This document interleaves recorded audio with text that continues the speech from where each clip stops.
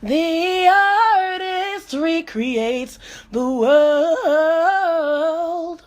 In this interview, you're going to hear Chris White. This was one of my traveling buddies when we went into Cuba. He's going to talk about how the Fat Boys influence his percussion, and he's going to also share about what art is to him. Welcome to The Artist Recreates the World with Chris White, Christopher White. Chris, check him out, musician. We're in Cuba, Havana, Cuba, chopping it up. Next to the last day here, Chris is a musician. We've been hanging out all week. Chris, you want to talk about Havana first, or you want to talk about your life as a musician? Hola.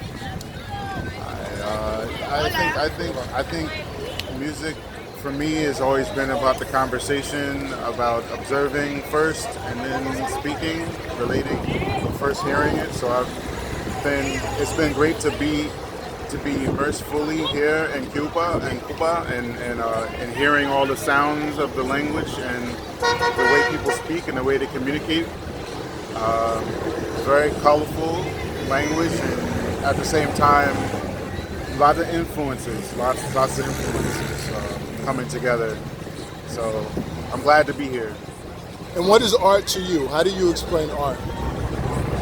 Art is I would think like just the ability to tell the truth. Or I'm taking it from a quote I recently read. I'm trying to remember who said that. But I can relate to that. It's just like your ability to relate to the world and your connection with the rest of the world. Being able to tell your perspective, your point of view. I mean, there's millions of cameras floating around, but someone who holds the camera, they're the person who has a certain perspective on the world. And every time you see a portrait or you see something that someone does visually, you get a chance to see their perspective. So I think art is our chance as the world community to be able to see and feel what's someone else's perspective, their point of view. And that's what it's always been for me. Now, are you primarily a percussionist? At this moment, yes. I play percussion. Originally, I beatboxed for poets and stuff like that. Well, that's why your beatbox is so strong. Yeah. I heard that the other day. I was like, yo, that's serious. Yeah, once I heard the Fat Boys, once I heard...